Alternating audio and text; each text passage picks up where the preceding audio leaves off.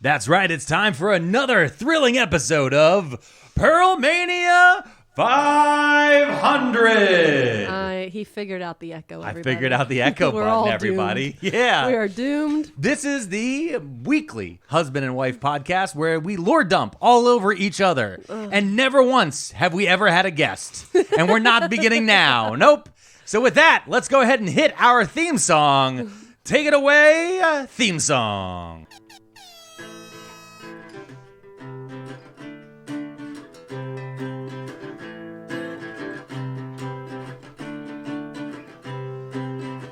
There's a place where you can stay when the world gets too insane. Yeah, when the world gets too inane, tune in to Pearlmania. Brony talks and pony jars and saying that Sonic raised ya. Fitness scams and grifters damn and various other miscellanea.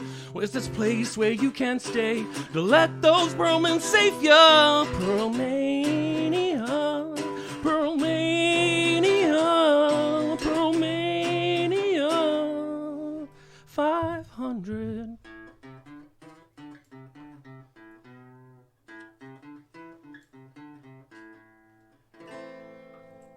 Take it away, Pearlmans. And remember to smile. Yeah. Heck yeah. That's right. His Name Was Dusk is in studio today, playing live. Yeah, we got him live here on the podcast.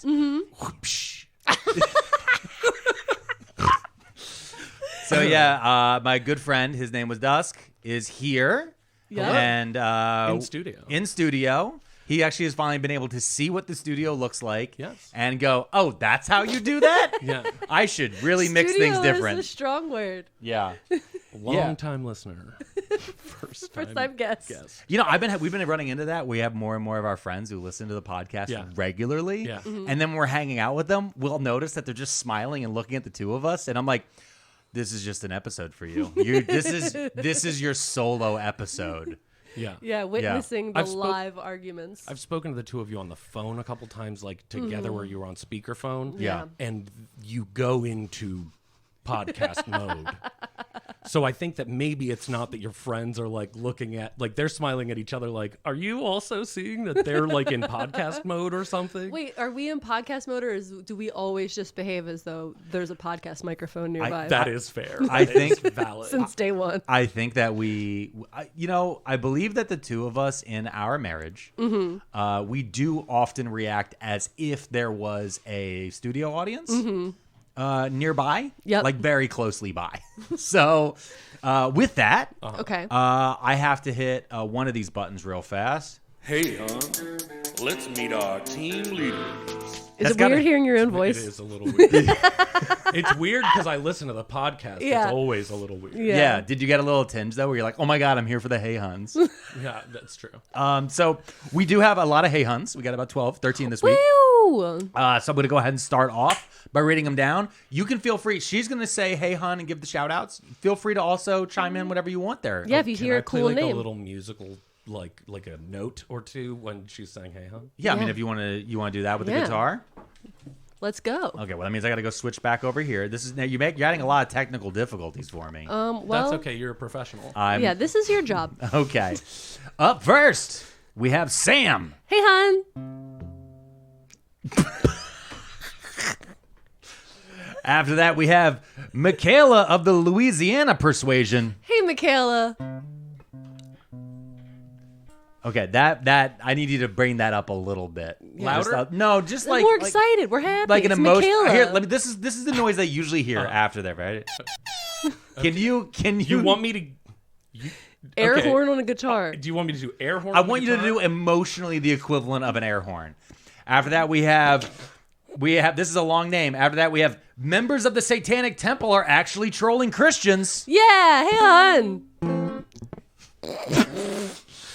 After that, we have Jasmine Elizabeth. Hey, Jasmine. Hey, hon. After that, we have Entertainment 720. Hey, hon. Yeah. Hey, let's go. I mean- Parks and Rec all day. There we go. After that, we have Alexander Ammerman. Hey, Alexander. I like that. Hey, hon. That's almost like a me. That's like reverse me. Yeah. After that, we have Elizabeth Hollywood. Oh, Bethy Hollywood. Hey, hon.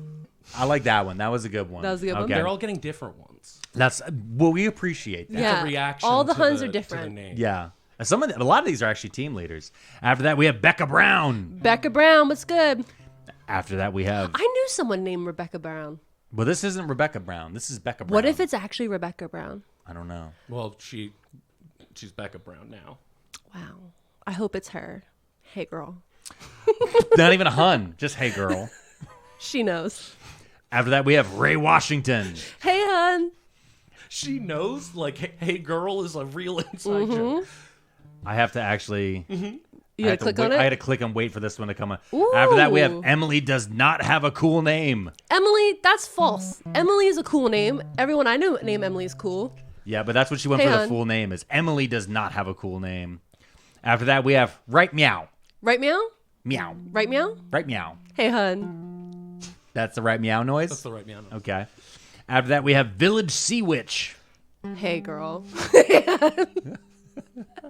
I like that one a lot. I like a village sea witch. You know, when his name is Dusk and I used to play the Dungeons and Dragons together, I had a whole thing with a sea hag.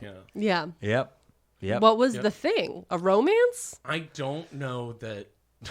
Do you want to? No, I don't want to go into detail.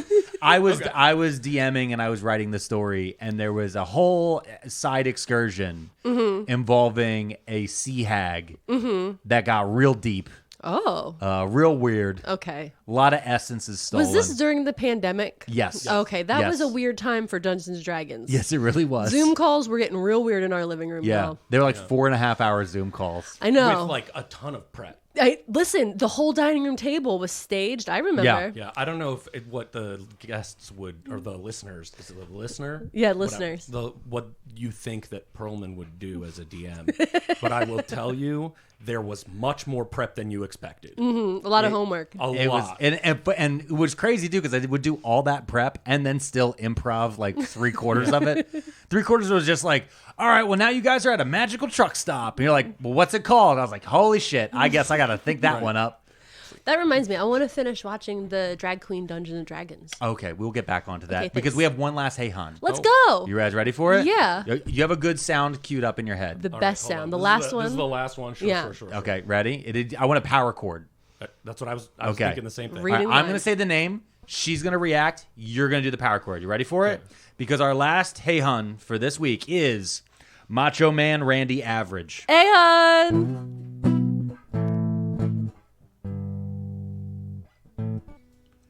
That was powerful chords Yeah. from His Name Was Dusk. As you guys know, if you want to hear more of his music, always, check our show notes. And if you want to join the Hey Hun Army Yeah. and just be one of those, if you want to be a true blue Patreon Pearlmaniac, Pearlmaniacs, I love that name. You can go to patreon.com/Pearlmania500 or And thank you to everybody that support us. Or alexisанerd.com. alexisанerd.com. Either one of them works. Really good website. Yeah, you are actually one of our Patreons. Yeah, I am. Which is wild. I'm living the dream. I'm living the dream. Yep. Yeah. This is not to imply that all Patreons get to come No. onto the podcast. No. We In can't fact, do that. I used to live with this man and he was the best man at my wedding. So, That's not different. how I heard it. so with that, this week will be my topic. So Oh. we are going to take a quick break. Okay. We are going to play a bumper Yep. by this artist you may have heard of. His name was Dusk. Yep. And then when we come back, I'm going to tell you guys all about the mystery cult behind Sleepytime tea. The beverage? Yep. Nice.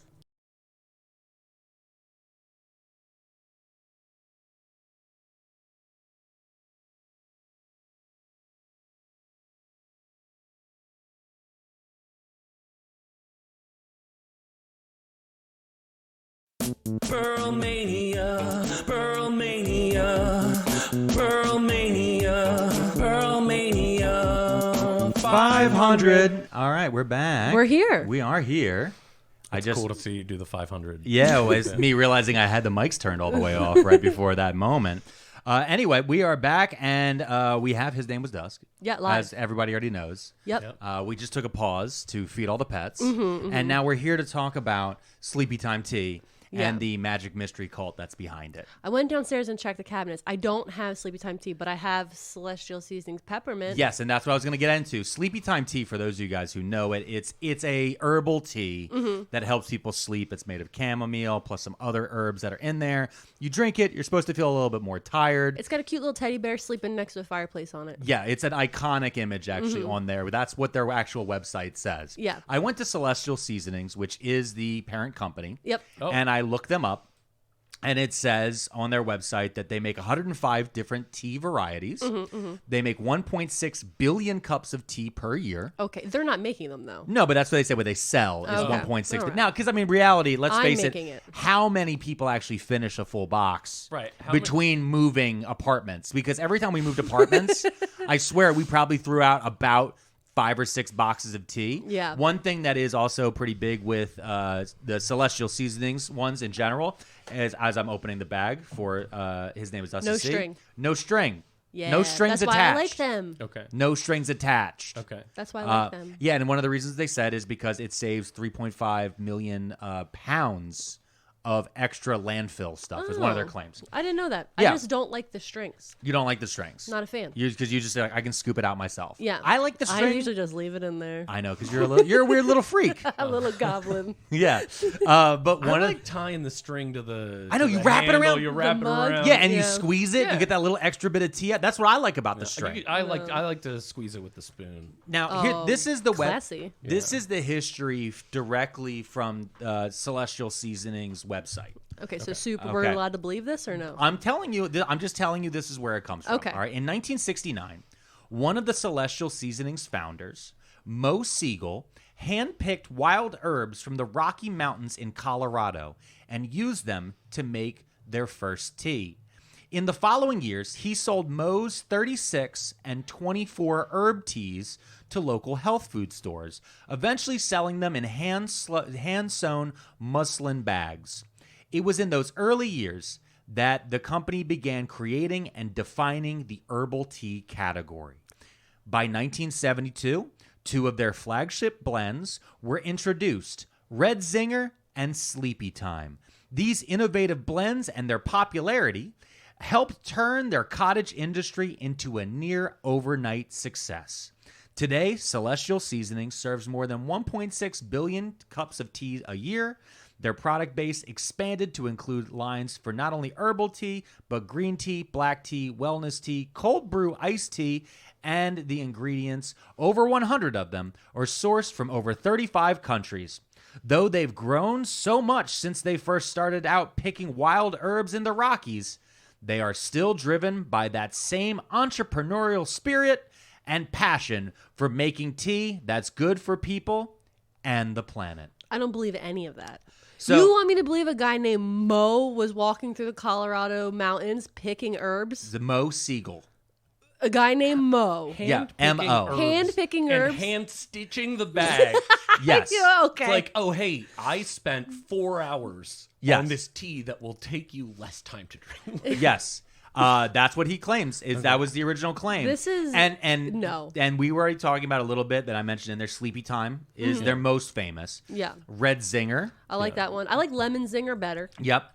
Mint Magic. Love that one. Tension Tamer. Not a big fan of that one. Well, I pulled them up just because on their website they're like, these are the iconic artworks. Yeah. You know, and that's They used to give out tins. Yep. They used to get like a little tin if you got the right box, and then you could store your teas in the tin. Yep. Right. Listen, So- I've been drinking this a long time. So this, so what I read you at first is the official website description of the company. Propaganda. Now this is more of the more drilled down version. Okay. So Celestial Seasonings was founded by Mo Siegel, Peggy Clute, Wick Hay, Lucinda Zeisig. They sound like fake names. I'm sorry. Every single Mo, one of them Peggy, sounds and Zick. Is that what you're saying to me? Mo, Peggy, Wick, and Lucinda. Lucinda? Yes. They sound like someone was like, and you, who else is in this company with you? Yeah. Lucinda. They started the company in 1969, and they basically walked around the mountains of the Rocky Mountains near Boulder, Colorado, Okay. and just picked herbs and flowers and just started selling them in local hippie health food stores. But they didn't own the land. They were just free range stealing herbs from other people's property. I didn't see any clarification of that. It sounds like they were kind of walking along trails, and just when they saw, on the side of a mountain, they saw wildflowers, they saw wild herbs, they were able to forage them, and they would get a collection of them. And then they would sell those to the local health food stores. Wow. I'm going to be a raging capitalist in this episode and say, I'm sorry. Yes. Do you have rights to those herbs? So, you just walk around stealing herbs? Also, this is like how 90% of fairy tales start, where a witch ends up throwing you in an oven. Yeah, it kind of is. Sure. Oh, you were just picking flowers on my property? Yeah. Picking herbs on my property. I'm sorry, what about my property rights? Yeah, so they're Mo. Mo Siegel is walking around in the woods in 1969. He's picking stuff. And like you said that earlier, that he would create these blends. Yeah. So they didn't have the cool names yet. They just had, it was Mo 36. Like Mo's, Heinz. Yeah, kind of like Heinz. that. Basically, yeah. So in the 1970s, Wick Hay's brother joined. That's John Hay. And Beth Underwood also joined the company, and they soon started creating their herbal tea blends that they became famous for, specifically Sleepytime and Red Zinger. They moved to larger headquarters a couple times, and by 1977, the company was large enough that they began doing international sales. Okay. So from 1969 to 1977, 8 years, they have massive growth, because this is also during the time when health food stores start to become bigger and bigger. So you have like that growth, especially in San Francisco, and basically the whole 70s of people starting to become more health conscious. Yeah. And they're really pushing the herbal teas. This isn't your dad's tea. Right. This isn't the type we threw in the Boston Harbor. No caffeine. That's a big part of it, is no caffeine. Yeah. It's supposed to be healthier. In 1984, the company was sold to Kraft Foods. Okay, see? Yep. Kraft All right. Foods bought the company, and Mo Siegel retired 2 years later in 1986. In 1987, Kraft announced that they would sell Celestial Seasoning to Lipton Teas. That's right, Dun, Big dun, T, dun. baby. Yeah, Lipton Teas was going to buy Kraft. Lipton Monopoly. But here's the thing. Uh-oh. I don't know if you guys know this. I don't. In the 80s, we had this whole like antitrust law thing. Oh, right. And they actually another tea company was like, you can't do this. Yeah. You'll own all teas. Yep. So Bigelow Teas, Yep. who Okay. they make Earl Grey and a bunch Yeah. of, they have a bunch of, if you go to your tea aisle, if you're listening to this in a grocery store, go to the tea aisle and look around. You're going to see three we know names. who Bigelow is. I have some downstairs too. Well, you and I know. Do you know who Bigelow is? Of course. Okay, well, I'm Our listeners know that Bigelow tea makes a nice, strong Earl Grey. okay. So Bigelow sued, Or and like they challenged. like a Irish breakfast. Ooh, that's Yeah. a good one. Yeah, so they all sued, and Kraft was not allowed to do the merger. Nice. So then Kraft was like, well, if we can't merge them, then I don't fucking want them. So they resold it back to local management. Okay. And in 1991, Mo Siegel returned to Celestial Seasonings. Did he buy it back for less? I didn't see the numbers. I didn't see the numbers on that. Now, it doesn't sound like Mo I wanted himself. to know the same thing. I know. I did. I looked. I I did look. told you I'm going full Ferengi this episode. What was his profit margin on I feel this like scenario? a little bit though, like they were like, "Who are we going to sell it to?" And then they like looked out would into buy- their field, and Mo was just collecting in their field. It's like, Mo, we've told you You can't. can't be on the property, Mo. I like. Actually, are you still into the company? Like, if you want to, I like how in your version Mo is just like gleefully outside, an old man just picking flowers. Yeah. When you said and they looked outside and Mo, I pictured him just standing there, like just standing there, looking like you're gonna let me back in to my herbs. So anyway, 1991, Mo returns. It's the same, the local managers and everything is taken back over. Back to the slowly. fairy tale. The original people also, they start retiring. They're getting older. In 2000, Celestial Seasonings merged with the Hain Food Group, Hain. They became Hain Celestial Group. Okay. And then Mo finally formally retires completely in 2002.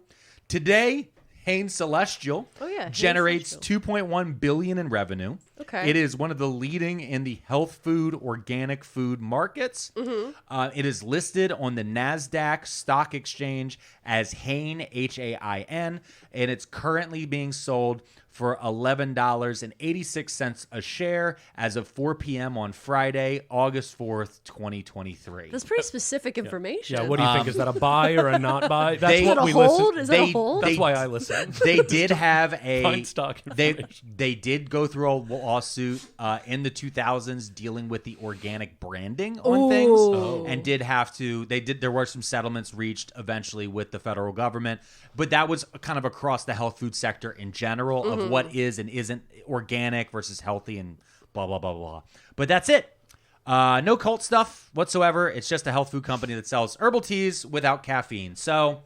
This is just a short episode. Good End episode. of episode? Yep. That's weird because usually we talk about like cults or scammers or grifters. Yeah, I mean, there was this one little weird thing about this thing called the Arantia book, but like we don't need to go into that.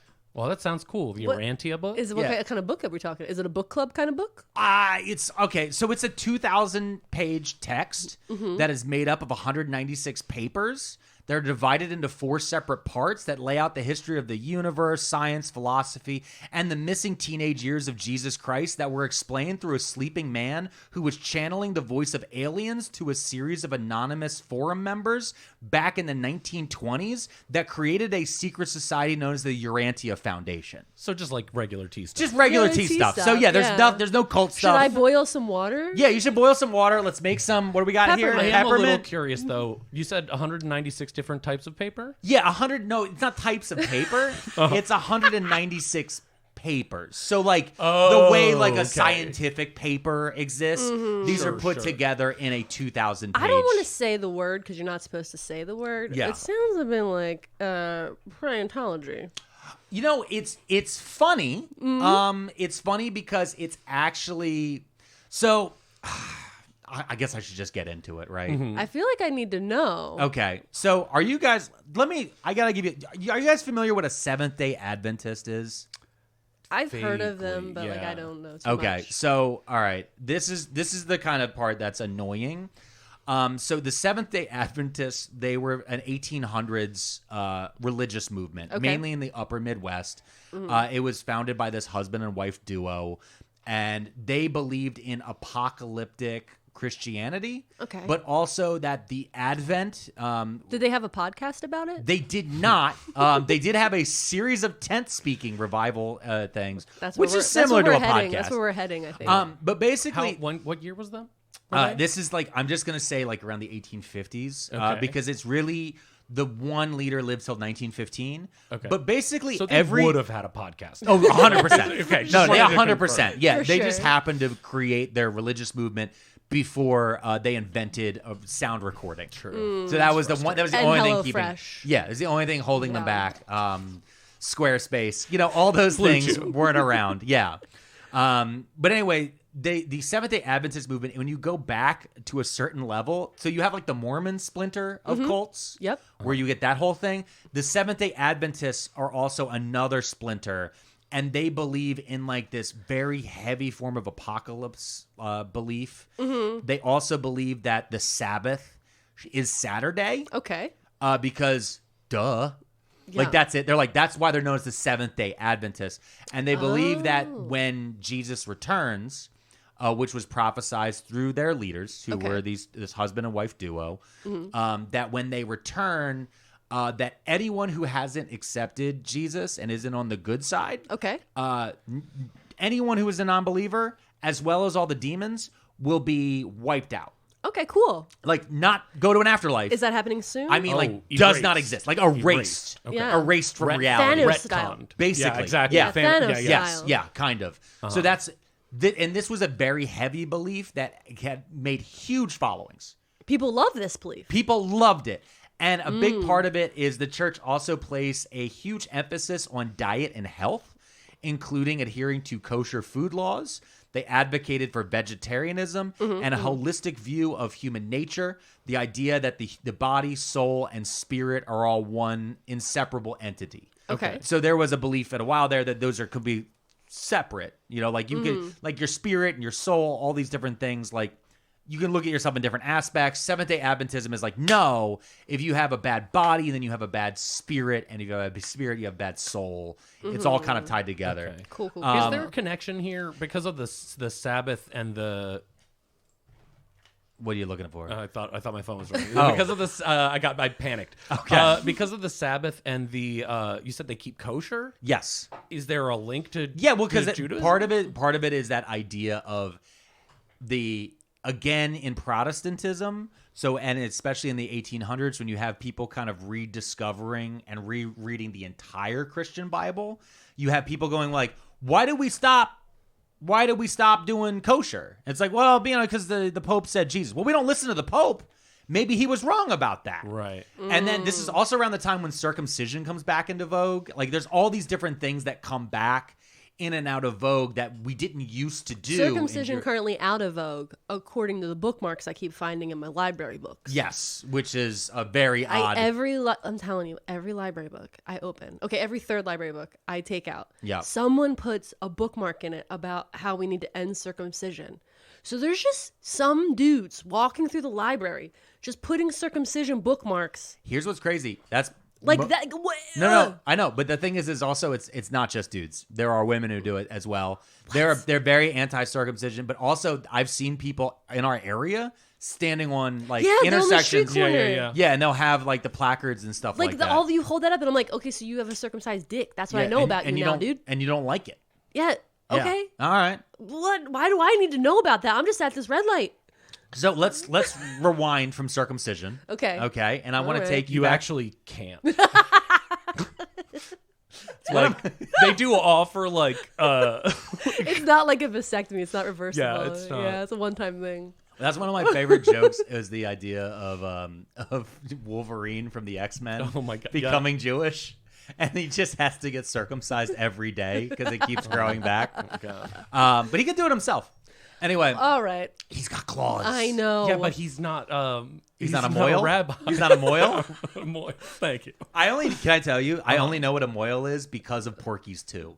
Okay. The movie Porky's 2. Porky's too? Yeah. I think I learned about it from Robin Hood Men in Tights. Oh, well, I mean, the term moil itself, though. Oh, okay. And the tool, I mean, I knew of circumcision. Yeah. But a moil and a zemmel being the tool that they use for circumcision, I only know about that in the movie Porky's 2. Is set in like Florida in the 60s. And there's a whole thing involving the Klan like fighting these high school kids. What? And the high school kids, somehow they trick the Klan into getting into a high school gym with all the lights off. And they surround them with like the entire Seminole Nation. And then they shave all of the Klansmen's heads using a moil zemmel. And they explain to them what it is. They're like, this tool has cut thousands of Jewish foreskins, and now we're going to use it to shave your head. And when the Klansmen are like, no, we're not, they turn the lights on, and they're surrounded by hundreds of Seminole, like, guys who were just like, nope, fuck you, we hate you, you're racist. I thought Porky's was about, like, frat boys drinking. It kind of is. It's also that.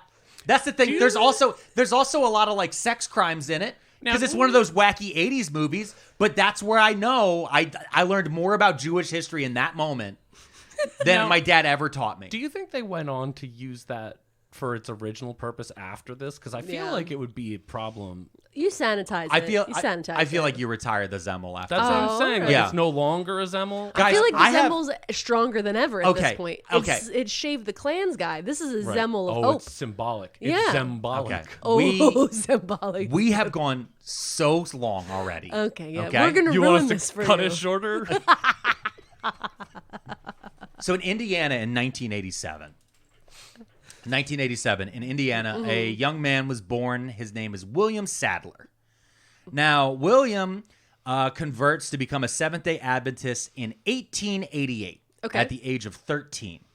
At the age of 14, he got one of his first major jobs. He moved to Battle Creek, Michigan, and he became a bellhop at the Battle Creek Sanitarium. Oh, wait. Why do they need a bellhop at the sanitarium? So it's a massive complex. The Yeah. Battle Creek Sanitarium it's not, when most people think sanitariums, you're thinking more of like loony bins. yeah. Yeah, this You're is thinking when it was a thinking hospital, immediately. right? Yeah, this is not only a hospital, but this is also a wellness center. Oh. So rich people go here a lot. This is also back in the day. Exhaustion. Yeah, exhaustion, but also back in the day where it's like, oh, what does he have? Tuberculosis. He needs to go out to the middle of nowhere where they have fresher air to cure all this different stuff. Now, this one was run by a very specific man, John Harvey Kellogg. Oh, Kellogg. Of the Kellogg's company? Okay. Yeah. Yes, that Kellogg. He was big in cornflakes and stuff to make you not masturbate. Not masturbating. Yes. Yeah. Okay. Weird. You're almost there. Close? So you're close. Was it the graham cracker guy that didn't want There's to masturbate? the graham cracker guy didn't want you to masturbate. I knew somebody was who I believe was also a Seventh-day Adventist, but Kellogg himself was also a huge Seventh-day Adventist. Okay. So he made a cereal that... I'm getting to. Okay, all right, okay. It's like the one thing I know about. Honestly, dealing with both of you, insufferable. You have a type.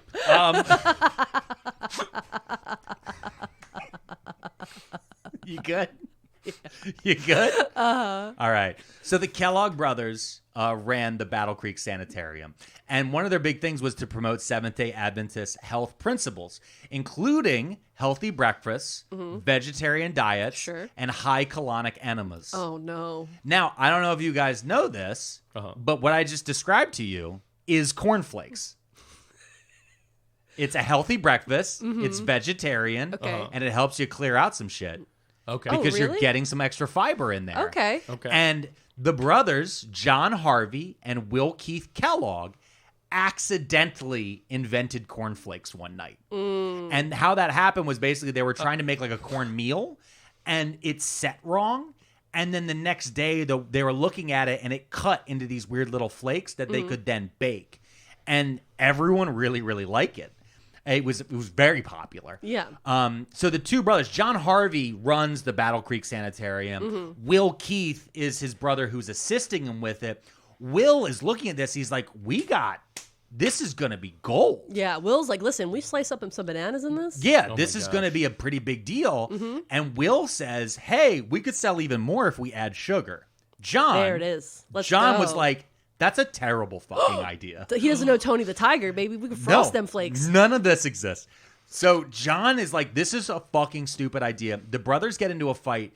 John eventually abandons all claims to the cornflakes patent and gives it completely to Will. Fool. Okay. Will then founds Battle Creek Toasted Cornflake Company. That's a bit of a name. On February 19th, 1906. Within 6 months, his factory burns down. Oh my God. He builds a new one. Did his brother do it? No, his brother. It was his brother. It was for sure insurance Didn't claim. get caught. It was it was God. It was Because of the sugar. God because of the hates sugar. God was like, I told you the principles. Wait, so is this the sugar guy made the company? Yeah, the sugar Yeah. guy makes a company. The company is eventually renamed to Kellogg Toasted Cornflake Company because they want to remove the Battle Creek name. Yeah, okay. So it's renamed to that in 1909, and by 1922, it is eventually just called the Kellogg Company as we know it today. Now, John Harvey Kellogg, while he did, help with the invention of cornflakes, that's not the only thing he did. This guy is a very big deal, and again, he is the mentor of William Sadler, the guy I introduced you to before. So this is some of the things that John Harvey Kellogg did as the head of the Battle Creek Sanitarium. They approached treatment in a holistic manner, actively promoting vegetarianism, nutrition, the use of enemas to clear intestinal flora, exercise. Such a, list. It's just like picturing someone being like, let me explain. These are the things we do. Health. Wellness, we will be giving you an enema. There's a little bit harder to swallow. There's a movie called Welcome to Wellville. It's Anthony Hopkins plays this guy in this movie, and I think Matthew Broderick's in it. All this stuff. I remember the movie coming out. It's from the early to mid 90s. I can picture the parts of the trailer in my head. Yeah, But they bring up how this dude is obsessed with enemas. Right. He's getting in there. He's getting This man loves to blast his ass. I feel like this is a thing that has been repeated on your show. Yes, it is. Honestly, these guys, whenever some guy gets fucking crazy, this is the reason why I'm so glad that Mrs. Pearlmania bought me a bidet. Oh, yeah. Because if she hadn't, I might have fallen into the enema world. Oh, yeah. And now I would have had a cult. Yeah, and I have a bidet And because I came over to your house and y'all had a bidet. Yeah. And I used it and I was like, oh, damn. Bet. Yeah. Yeah. And I've Had to never get gone one. back. Yeah. I've And never that's gone why back. we call you His Name Was Butt. Thank you. You're welcome. Thank you for that. Yeah. So again, vegetarianism, nutrition, the use of Enemas.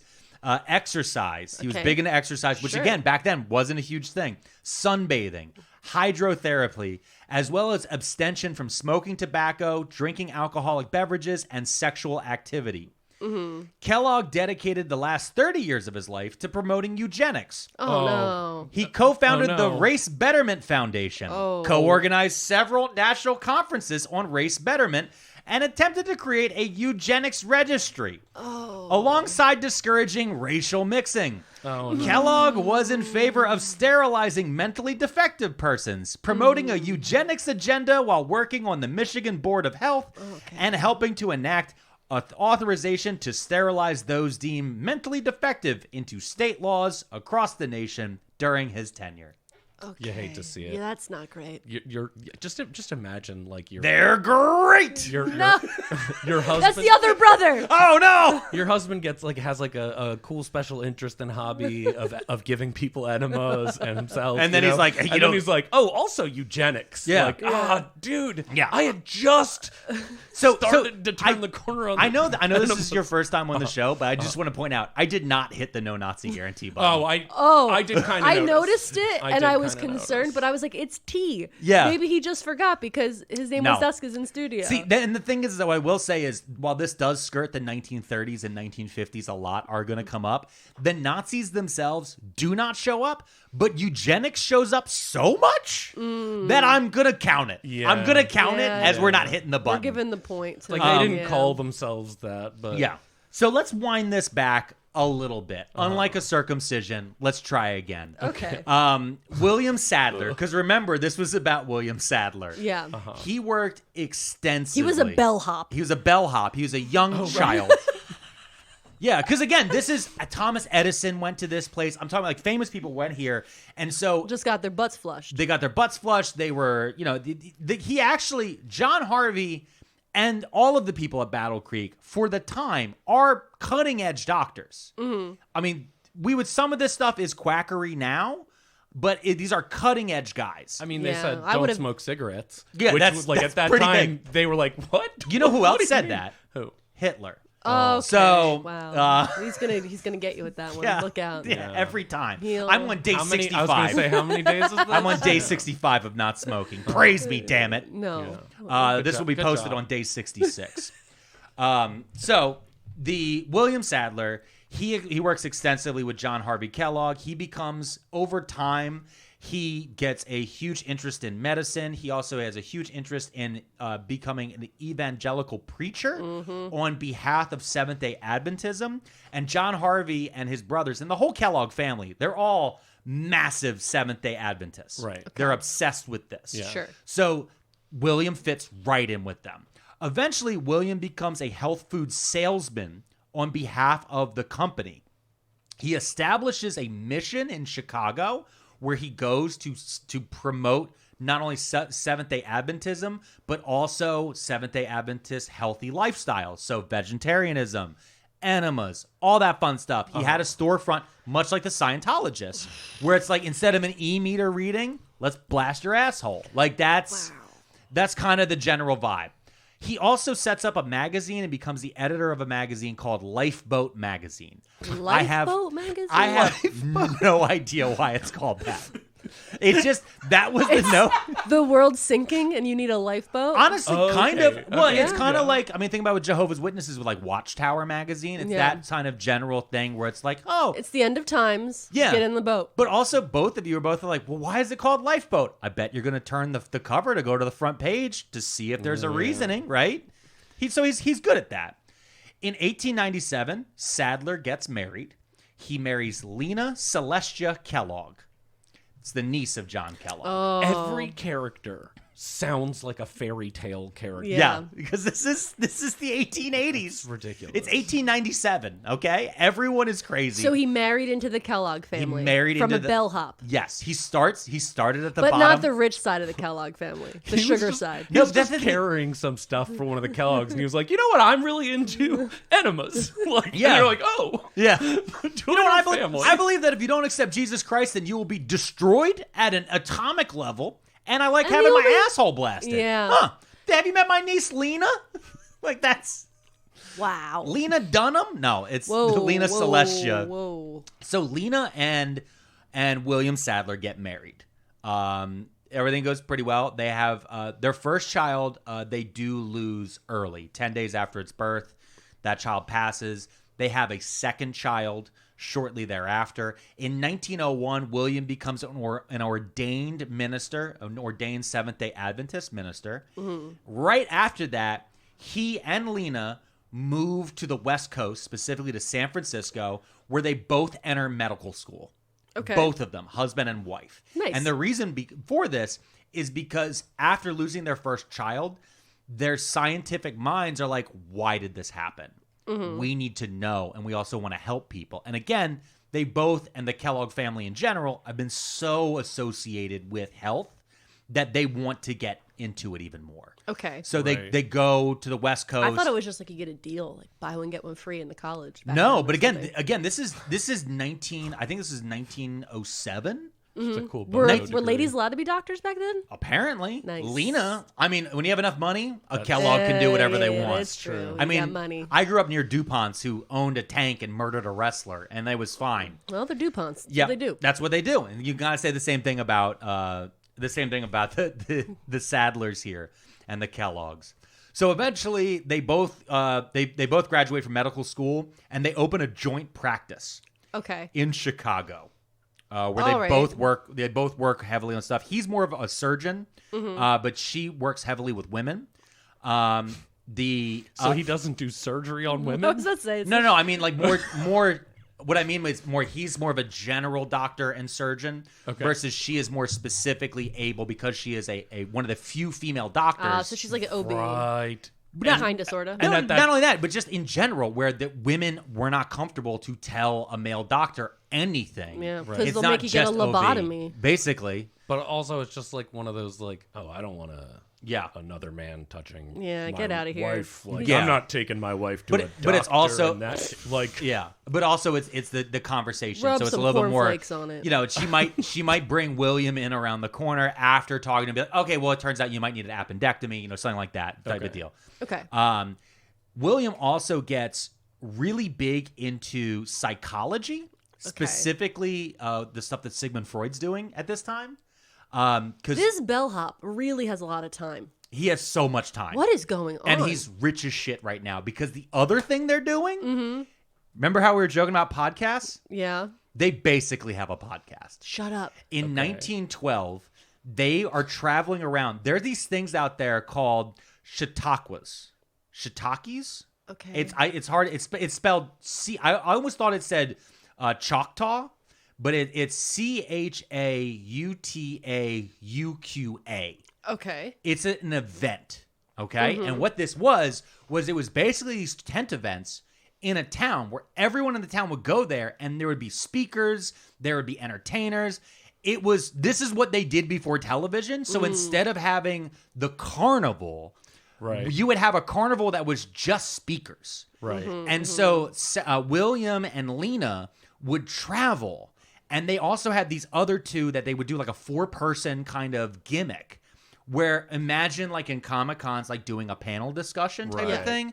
So they would travel from town to town in the upper Midwest, and they'd go around and they would promote drug-free lifestyles, mental health, healthy eating and living, and enemas. And it's Always, all like disguised as like a town fair, and it's like, oh, everyone's in town. Yeah, and kind there's of. cotton candy, and Yeah, and it was all these different things. But again, And they were like, "Don't you eat that cotton candy, Yeah. you son of a bitch." oh, there's no sugar in that cotton candy. Yeah, it's but- made of corn. But this is also, it's also one of those things too, where you would then get a free, you would see them and then you build off of that. Now you've gone, you've seen them. Oh, okay, well maybe that part might be free, the speaking engagement, but do you want to sign up?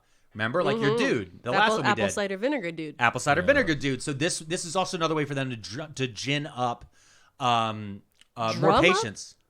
Gin up, drum up. I didn't know gin up was a thing. Maybe it isn't.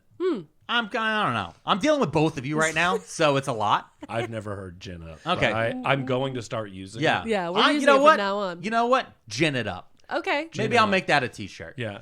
So add it to the t-shirt list. Maybe. I command it. So, Jesus Christ. hold on. Jack, sell them for less. That will make sense to no one outside of Philadelphia. Yeah. So, so basically, yes, it's almost a podcast. Yeah. That's what's crazy about this. When you mentioned it earlier, I was like, oh my God, that's what this is. So he gets super into psychology. He's super into Sigmund Freud's thoughts. Oh, I bet. He thinks he thinks everything Freud's doing is the coolest. He thinks that Freud's ideas, that experiences that happen during infancy, having an effect on someone's adult identity, spot on. Okay. Coolest, smartest shit he ever heard. Okay. All right. Freud's thoughts on sex and religion, dumbest shit he's ever heard in his entire life. He was like, fuck this dude. Okay. I hate this guy. All right. Yeah, he got to the next chapter of that book Yeah. and went, That oh, I don't kind think of so. explains, though, why so many cereals are marketed to children. Yes. Yeah. Oh. Actually, weirdly, yes. That was the thing I did read about the Kellogg cereal and cornflakes in particular. Yeah. Cornflakes, I think it was in the 1920s, first one to put a prize for kids in the cereal. Smart. First one Smart, to do smart, it. smart. Yep. Now, in 1907, there is a falling out. Uh-oh. Between who? John Harvey Kellogg Okay. gets excommunicated from the Seventh-day Adventist Church. Yeah, what did he do? He basically, there was like a schism that happened. So remember I said a husband and wife founded the church? Yeah.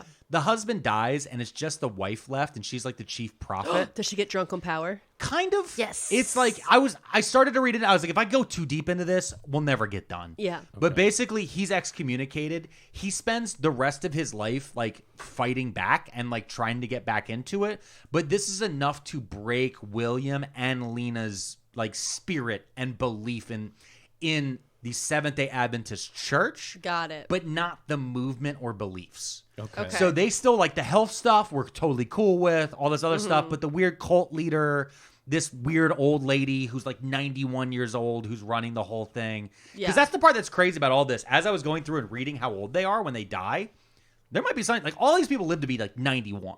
Yeah. Almost every single one of them, they're old. Only because Jesus didn't come back like they said he would. Yeah, but they... If Jesus would have came back that's a good and point. snapped his Thanos finger like they kept saying he was going to do, but Yeah. that's why they had to get the enemas every day. But that's why they had to stay alive in case he did show up. And that's Why? why Be it's dead for really that. important to keep the Infinity Stones away from Jesus. Now... So You broke him. I think you did it. you got me a little bit on that one. Now during this time, I don't want you guys to think that this guy is cool in any way because I laid out a bunch of just stuff. because he split away from the Seventh-day group doesn't mean- Adventist. No, and he's just- still a potential side liar of the Nazis because of the eugenics. Yeah, he's super into eugenics. Yeah. He's Yeah. super into eugenics. He wrote a whole book about how Norwegians, #1, to the point where I'm not going to repeat. Okay, Yeah. don't. I'm just going to tell you, he thinks that races are a pyramid, whites at the top. Oh, no. And just start layering in them how you think they are at the bottom. Like an MLM. It's a pyramid scheme. Yes. Was the food pyramid already a thing? No. Okay. Weirdly. Because, I thought maybe he was Yeah. like, look, because you remember you'd see the food pyramid on a cereal box. when Yeah. you were They'd be eating like, see, cereal. corn, It was like it's he was like breakfast. looking at it while eating his cereal Yeah. and being like, you know what? Yeah, no, that was his brother's cereal. And he was eating it, but secretly because it had sugar in it. And he didn't want yeah. anyone to know. Now, here comes the part that's a little strange, which is William, huge skeptic, like massively well-known skeptic. Of Because what? he's a doctor. This is Oh, the okay. bellhop. This is the bellhop. Again, William. He's a doctor now, but we're never letting him live bellhop down. No, you're never... He went to medical school. He's in the philosophy. We're This like, is, you know the what? bellhop? You know what you guys are? You're just like conservatives with AOC. You're like, oh, the bartender? Yeah, the bartender. Honestly, I latched onto something that made him cool. The bellhop made the him fact cool. that he was a bellhop, it's like, okay, he started as a working man. Everyone else, like, honestly, I hated on Mo, but I just thought Mo Mo was Siegel? going bad. Yeah. But then, like, at the end, it was like, oh, all Mo did was pick flowers and be like, maybe we can sell tea. Yeah. like, Yeah. this guy Stole was at least a flowers. bellhop, and he made it to a doctor. Like, Yeah. Yeah, that's a cool story. It's a Yeah. come up. Yeah. So Mo gets... Not Mo. Fucking who the fuck is Mo? I'm back on talking about William. William. Sorry, William. William Sadler is a huge skeptic, and he's very well known for debunking psychics and mediums. Okay. So All right. Okay. one of his big things is, especially after World War I, he believes that psychics and mediums who are reaching out to the dead are giving false comfort to World War I widows. Wow. He's like, you're a fucking con artist, and I hate you. Okay. So God. much Okay. so that he becomes, he at least has a loose association with Harry Houdini. Okay. Oh. So like this dude's everywhere at this Wait, point. did I see a movie like this? I feel like I watched a movie that was similar. Like this, a guy was like debunking the psychics, and then he ends up getting shot by a lady. Oh no, Dang. that was the Nightmare Alley. Was that what that was? Yeah, you and I watched Nightmare Alley. He wasn't debunking them. He was pretending to be one.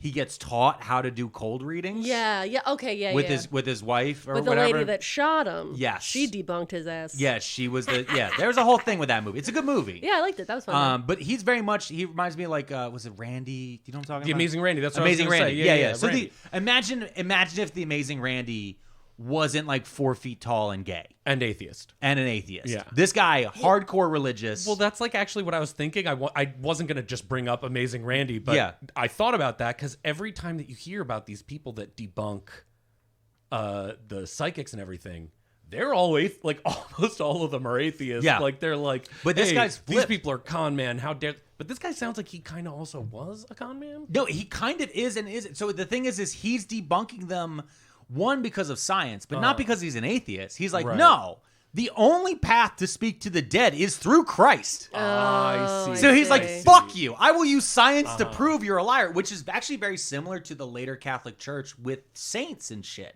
Yeah. There's a lot with the Catholic Church when they would have notions and claims about new saintly figures and miracles. Yeah. They would go into the science of it heavily because they were like, no, we want to prove that this is a miracle. So then we can lean into it more. Now, they would Right. gloss over stuff, but they would also pay for the research and development for things. Yeah. So you get this weird mix with the Catholic Church Yeah, the sometimes. Catholic Church paid for a lot of science. Weirdly. A lot of science. Yeah, a lot of race science. Okay, Okay, so... whoopsies. Hey-o. Whoopsies. See, What? no AOC. AOC. Yeah. The bartender? Yeah, I don't know. So So now I've laid out William Sadler for you guys. Yeah. Okay, so let's talk about the Urantia book. Okay. Oh, right. Okay, I right. forgot. Oh my god, I got so Yeah. lost. So I can't believe I forgot about the Urantia book. Yeah. So the Urantia book happens around the time John Harvey Kellogg gets excommunicated from the church. Okay. All right. So that's 1907. Somewhere around that time, William Sadler, is asked to consult on a woman's husband's deep sleeping problem. Okay. He's deep sleeping too hard or Like not he's enough? just sleeping. Fuck. He's like, when he sleeps, he's like dead. Yeah. All What's right. that thing where like sleep apnea Yeah. almost? So that's what they called it, like deep sleeping back then. Okay. So he got weird sleep. All right. Okay. And part of it is as a doctor, and the other part of it is as a psychologist. So William never reveals this man's identity. Okay. From here on out, he calls this person, quote, the sleeping subject. Okay. Okay. So the sleeping subject, he would lay in bed, and Sadler would come into a room, and he would watch this man sleep.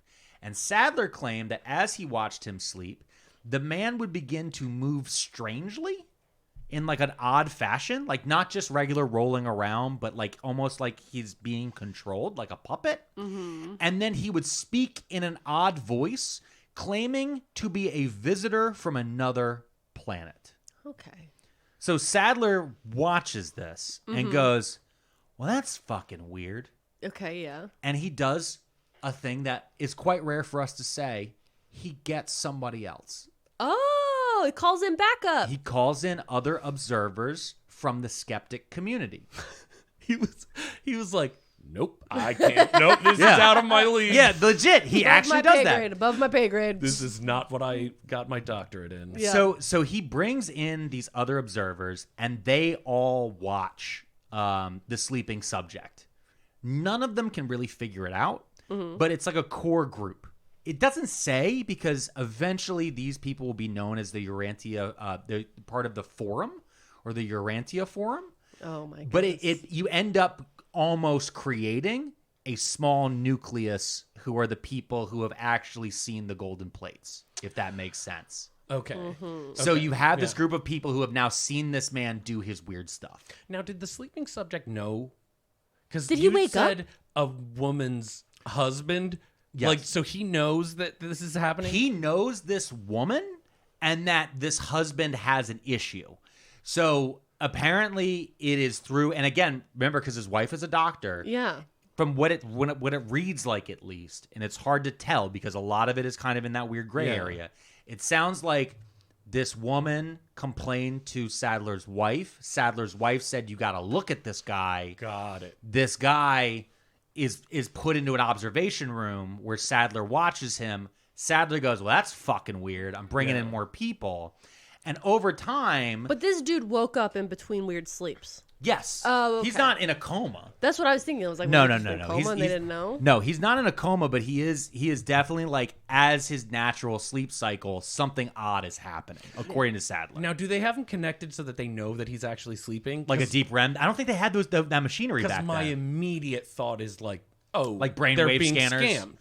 They're being scammed Yeah. by someone who got upset that he was like, nah, your psychic shit isn't real. And Yeah, he's like, yeah. Oh, this okay. is a psychic come Yeah. back with a new plan. Right, this is... So here's what happens shortly after. This guy, it doesn't sound like, again, from the readings, it sounds like this guy is actually, when they're observing him in his own home. Okay. Because as Sadler is walking through this man's home, he starts to find papers everywhere. And the papers are clearly not in this man's hand. They're in someone else's handwriting. Okay. And at first, Sadler assumed that it's his automatic handwriting that is coming from the man's subconscious. Okay. Because he's really into Freud. Yes. And that idea being almost like the idea of multiple Does personalities. this man Sure, have sure. schizophrenia? Sadler doesn't believe so. Okay. Because that's the thing. It gets to a point that in 1924, Sadler begins to invite medical colleagues over to his house for tea every Sunday. Sleepytime tea. Sleepytime tea. Wow, very funny. I did not pull those two together. That is actually an incredibly good joke. Sadler brings over medical colleagues, and everyone has tea, and he has a few of the observers there, and the observers are like, "Nah, man, it's definitely real." And then he has the people in this group come up with questions for the sleeping subject Okay. while he's sleeping. Okay. So questions for the aliens. Sure. Okay. Because the alien isn't just speaking on his behalf, he's also speaking on behalf of other celestial bodies Okay. and explaining things about, like, the history of the world and, like, where everything is and science and all this different stuff.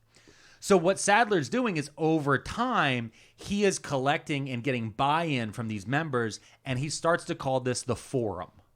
Okay? Like a web forum. Sure. Except in person. Cool. So this Web forums are podcaster- known to be really cool. Yeah, so this podcaster through his Discord is basically...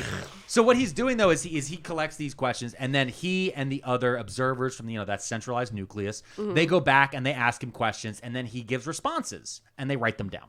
Okay.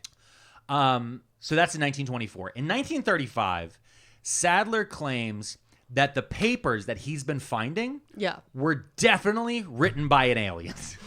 Okay. Was this man writing them in his sleep, or was Yes. he writing them when he was awake? No, he's writing them in his sleep, is what Sadler is claiming. Does he sleep? He's That's what Sadler is claiming. Sadler's Okay. saying that he's not witnessing any of this. Okay. When Sadler's in the room, the alien is talking to Sadler. When Sadler's not in the room, the alien is using this man's body as a puppet and writing out papers explaining the entire universe Voicemail. to Sadler. Yes. He's leaving like voicemail. Yes, he's basically oh, leaving he's not voicemail. there. Sorry, I was here. It's transcribed, You weren't though. It's here, so- transcribed, though. Yeah. Right. So in 1935, this is when Sadler's like, listen, I've really thought about this. It's definitely aliens. Yeah. It's definitely. Sure. It's the only thing It that could has do it, really. to be. Right. And here's the one thing is he also points out, he goes, this is totally different than a psychic or a medium. Right. Of course. Because a psychic or a medium talks to the dead. Right. I'm not talking to dead. I'm talking to aliens. That's And bullshit. aliens are alive. Right. It's crazy that he believes so hard in his version of like Christian Jesus, but also Yeah. aliens. You don't usually see those Venn diagrams colliding. Are you bullshitting me right now? Do the Christians like aliens? I thought they were demons. Wait, which Christians? So where do you think that Jesus has been all these years? He He's went with the back to aliens? his planet. Well, that's basically Mormonism. When you pay enough, that's basically Mormonism. It depends, though. It really does depend. And part of this is part of Seventh-day Adventism and that belief in apocalypse and how you're supposed to get to it. Because is the seven-headed beast and the whore of Babylon really a seven-headed dragon coming out of the Tigris and the Euphrates while a lady's on his back? Or is it Donald Trump? Is that an ancient view of a flying saucer with a spectral thing? You know what I mean? Like, is it a metaphor? And like is a that a dude with vision? 7 heads. Yeah, like what I is? thought it was the rings with the eyeballs. Yeah, well, Oh, exactly. the angels. Yeah, Yeah. rings the angels' Yeah, eyeballs. biblically accurate angels. I love those angels. They often sound like spaceships, like Yeah, UFOs. I'm or whatever. saying. Yeah. Mm-hmm. But all of that stuff, and again, Let's go watch Ancient Aliens after this. Please no. But all of this stuff kind of wraps together over time because this is also at that breaking moment. Remember, this is before Roswell. Okay. Right. This is before aliens, the way we know aliens today, or we think about aliens today, even exists. Sure. So aliens in his world are these weird electric interdimensional type of beings that can do this psychic And use you as a meat puppet to write letters. Yeah, exactly. So this is Did they talk about him using hallucinogens at all? No. What kind of mushrooms was he eating when he had dinner? Well, here's the thing. A lot of that talk is just if you've ever done hallucinogens or if you've talked to people who do hallucinogens at like an open mic that we used to run, and like a very specific person would talk to you about the aliens. That they think that And then eventually he drove across the country and then lived in a van and then blew glass pipes and then married and then divorced some lady and now is super into Donald Trump. Anyway, Like, he was super a very sweet guy at the time. And but he would talk to you about 18 years ago, that man was machine the elves. coolest. The machine elves. The machine elf. That's I like forgot the about thing that the way that they talk about the aliens from the other dimension that talk to you when you're tripping or whatever. Yeah. Well, that was up there with the guy. That's one thing that really keeps getting to the sleeping subject. I remember one time at the coffee shop we used to do our open mic at. Yeah. There was this one guy who was basically slowly becoming known as a shaman. And he started to hold court because he was, you and I were a little bit older. And so there was a lot of like 18-year-olds that were hanging out there. Yeah. And this guy, I think he was like maybe 26 or 27. Okay. And he was hanging out the one day and he was explaining this vision to everyone. It's like 2005. And he's like, I had this vision that the world's going to blow up in a nuclear bomb. And I watched my skin melt. And I finally just turned to him. And literally there's like 10 people like listening to him tell his vision, like at this coffee shop. I finally turned to him. I said, when was this vision? He said, last night. I said, what time? He's like, I don't know. It was between like midnight and 5 a.m. I said, why such a broad time? He goes, because I was asleep. And I went, you had a dream, you fuck. We all have dreams. You just had a dream. That's not a vision. And legit, I watched that I was Pac-Man. Yeah. And I was at my school, but it wasn't really my school. Yeah. I had a vision that I was pregnant Sonic in a jar. I had a vision last night that I was eating pierogies. I woke up sad I couldn't eat pierogies. We're going to talk more about all of our visions here in just a second, but I just want to get to this last part. Okay. So he finds the papers. Like I said, he says they're definitely by aliens. Okay, great. It's different than a psychic. Mm-hmm. Shortly after he states that, the papers stop. Dead on a dime. Just he no longer The gets any more aliens papers. say no more. And in 1942, Sadler finally disbands the forum. Okay. He goes, now he's like, guys, Does the the alien's sleeping not man talking. stop talking too, or just stop writing? It doesn't say that. He just disbands it. He had to stop them. Now, here's the one thing is you would think like maybe, I don't know, World War II would come up. Never comes up once in any of the things I'm reading and during this. Okay. And we're like in the heart of World War II. So the sleeping man had to go to war. This really speaks to I think this guy was scamming him. Yeah. Because the moment that he's like, this is different than psychics, the dude's like, I did it. I win. I win. I'm out. So the Urantia book Is that spelled Urantia? Urantia. Okay. Okay. It's the Urantia book. Also, it has a couple different names. Let me scroll back up here. I have it in a different spot as well. Urantia is not a great name. I don't like it. It's terrible. It's like Well, it's Urantia or Urantia. It's also known. It's also known as the Urantia Papers, Okay. or the fifth epochal revelation. See, Oh that's my a much better name A for your scarier. Necronomicon. You got to Yeah. make sure your religion is Yeah. scary. If you so want to go come that up with a one. Necronomicon and use a whole bunch of different types of paper to make your thing, like Yeah. you really gotta. So Name the it well. the book is published in 1955 Okay. by the Urantia Foundation or Urantia Foundation. It again is supposed to be all of these 2,000 pages, 196 papers, quote unquote. And if you're wondering, Urantia is the alien name for Earth. Oh, I was wondering. Yeah. So with that, we're gonna take a pause and then we'll go into what's in this book. Okay.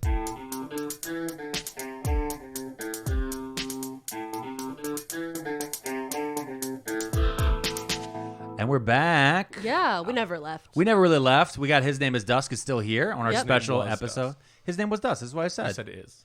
Well, It happens a lot on your. his podcast, name so I'm not is gonna lie. His It Name is Was a Dusk. confusing. It's a confusing. It's name. very confusing. Yeah, I know. What's your Instagram handle? His name was Dusk. Yeah, exactly. And if anybody wants to find any more of your stuff, they can go to our show notes, They could. Yeah. Yeah. and that leads them to everything. Yeah. And yeah, we're really happy to have you here. Yeah. Are we doing a plug in the middle of? The... Yeah, well, because who the Sort- fuck listens to the end? That's true. That's. I mean, I do. honestly, I can listen thank to the people end. to listen to the very, very end. But that's a big thing when I listen to podcasts. When I hear plugs, I'm like, oh, they're done. okay. So should I promote a thing? Do you have something to promote? Well, yeah, I have a set of remixes for my band that's coming out soon. Okay. My band Wormtooth. If you find us on Spotify, Okay. Nice. we're going to be doing the first Friday of every month for the next 8 months. Oh wow, Nice. Something that's like a that. lot. Yeah. Yeah, I got a lot of remixes. It was a lot of fun. The other thing with speaking of Spotify is Yeah. you mentioned it to us, and Yeah. then actually a listener Listener. reached out to us to let us know. Apparently, Spotify is now playing ads before our show. Yep. We have no control over that. We didn't know what was happening. We get no money for it, and Okay. people who've been reaching out to us are Spotify Premium Yeah, I have members. premium. Yeah, Wow. and they still are getting ads. And Yeah. it's not just y'all, it's all podcasts. all That's podcasts. crazy. And part of that is because Spotify just lost a shit ton of money. Because, Allegedly. oh yeah, you know what? I haven't hit this button once because everyone's long dead. Allegedly. There we go.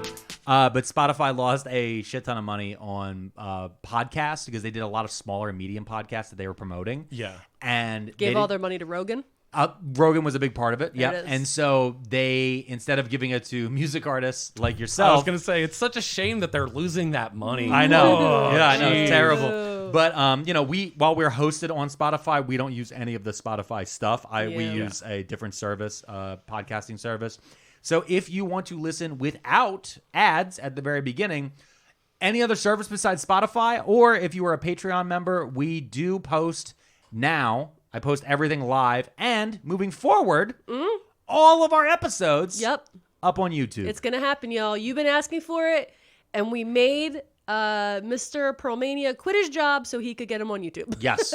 We've also done a few investments into some other things. So they should auto-upload to YouTube the same time they're being posted to iTunes, to Spotify, to the Patreon, to everything. Everything is going live at the exact same minute. God damn it. Also, if you're a patron, you get a notification in your email. And so Yep. I always know that your new episode is up Oh. before I would know through Spotify or Oh. whatever. Yes. I listen. See? And usually, I because I'm doing them all at the same time, is Right. usually I have a time. So I will sit down and I do the general RSS feed Yeah. upload. And then that usually takes 15 minutes to a half hour before it hits everyone, like iTunes, Spotify, any of those things. Patreon, though, I upload it, I hit post, it's there. Boom. Yeah. So when you see that Patreon pop up, you might not see it on the other services for 15 or 20 minutes. Yep. Wow. So, yeah. Now, Mrs. Pearlmania, you had Yeah. an announcement before we get back into this really weird, insane Urantia book. Okay. You had something about books. Oh, yeah. I had a book club announcement. Oh, a book club Well, it's not really an announcement. announcement. Okay, so I'm currently reading a book. I'm almost done it, and then I'm gonna make an episode about it. That's happening. It's okay. a different thing. Okay. But His Name Was Dusk is in the studio, I am. and recently we were talking about books. About I want to do for the book club, and I am so grateful. So many people inbox me on Instagram and through Patreon and suggestions for books that they think they would like or that they think would torture Alex, and that's always fun. Oh, it's good. And so- what's your Instagram, real quick, just for the people who It's don't know? Mrs. Pearlmania500. Yep, Mrs.Pearlmania500. Yeah. Nice. And that's basically just book club Instagram. Yes. And we were having a discussion Bookstagram. about what books would Upset me. Alex would get upset by, but also he'd be interested in. Right. And we were at a bookstore together. I have a suspicious brown bag in front of me. And he brought up that there's a book you've been asking him for decades to read, and he refused to do it because he refuses to do anything anyone suggests ever. If he doesn't discover it himself, it doesn't fucking count. Okay. So apparently this book you love Okay. and have suggested to him, again, for decades that he would like it, and he has refused to read it. So I'm going to read it, and then I'm going to yell it at him. Okay. Okay, so I'm confused about what it might be. Oh, okay. Okay, Yeah. so this book is called Stormfront by Jim Butcher. It's apparently about a wizard detective. Correct. A wizard detective. Like a film noir. Like think you're like stereotypical like that all of the cities and all the world. Oh, she had yeah, to come yeah. into my, Okay. And there's a little bit of the like the misogyny that's inherent in that, Yeah. especially at the beginning of the series. Nice. It does get a little better. It's part of the Dresden Files. This is Yeah. book 1 of the Dresden Files. You've never read the Dresden Files? You've been... I know. There was a whole I know. It's funny. up. So because it's funny because at one point there was a comic book version of it, and I tried to read it, and I was like, ah. And there's a TV show version of it. Yeah. Tried to watch it. The TV show version was It's not great. It's- It was like it's a mid 2000s TV show. The special effects were bad. The acting's mid. Yeah. The comic book, the art was just terrible. I never got past like page 4, I think, of the comic book. Sure. So I think I got as far as you kind of described like the first 10 pages to me once. Right. You're like, I'm just gonna like to try to get the Yeah. crank Hook it. going. Yeah. You're like, maybe if I get you interested in nothing, and then they find a body, and I'm like, yeah, that's the back of the book. Yeah, sure. But you spent like time, and I was like, that's great, buddy. I think the thing that Jim Butcher does real well is he sets the rules of his world in an interesting way for like a fantasy book. Yeah. And then he as the story progresses through the other stories, through the other books, it's really interesting. Yeah. Yeah. So I'm What going to was- read I this, missed? the first novel of the Dresden Files, Stormfront, and that's going to be a book club episode coming up. Awesome. And this one's dedicated to you I and appreciate to Alex never taking a suggestion. And the best part about it is that when I like that she didn't say book 1 of the Dresden Files. She said, we're going to read Stormfront. And so now that no Nazis button means nothing. Because the fact the book is named Stormfront is it's just going terrifying. to- Yeah. I know it has nothing to do with that, but that's just because it's an older book. I didn't say that. Oh, really? really? That's what I love about it. No, I'm just kidding. Yeah. Speaking of racial hierarchies, let's get back to the Urantia book. God, that's not good. No, it's not. It is not good. But this is what people voted for like a month ago. All right, so They were like, we want to know all about this tarantula book. Tarantulas? So the this book is here's the problem I really had with it. It was very difficult to find a good summary because it's not one book. It's like saying summarize the Bible. Yeah. It's 2,000 pages. It's broken up into these 196 page papers. And then that itself is also broken up into 4 distinct sections. The biggest section, and I'll go into which one is. The biggest section, though, that is the most known is Jesus's teen years, which, again, from an alien. So the first section covers the nature of God and the universe. Okay. The second describes the portions of the universe nearest to Earth and Lucifer's rebellion. Okay, cool. The third details the history of Earth and human religions. And the fourth account is of Jesus' life and his accompanying doctrines. Now, But as a teen. it's his whole life. It's from birth till his resurrection. Okay. So in the middle of this, there is a papers in which it's a YA novel about Jesus. Yes, 100%. And that's what's great. So the thing is, which a lot of people don't really notice for a long time in most of the Bible, is there are some like apocryphal stories, but for the most part, Jesus fucks off at age 12. Yep. Yeah. And you don't know from age 12 to age 33, basically, or 32. Yeah. We don't know anything about him. He's Well, just some fucking guy. As someone who's been 12 and 33, There isn't much to talk about. Yeah. There, Well, you dude? see, he had this weird sleeping disorder. So that's what the book's about. And what now Sadler and the members of the Urantia Foundation, they decide that they're going to publish this book in 1955, but they also make a big choice. Mm-hmm. And the choice is this, is that they're not going to found a true church, Okay. a physical building. Mm-hmm. They're not going to create preachers, and they're not going to evangelize the book. Okay. They're just going to print it and put it out there. That's their whole idea. Okay. Is they really are like, we're going to slow walk this one. Okay. Okay. And that's what they do. Kind of a hard sell. It is definitely a hard sell. And this book becomes very popular in countercultural circles because it takes existing Christian doctrine and tries to turn it on its head.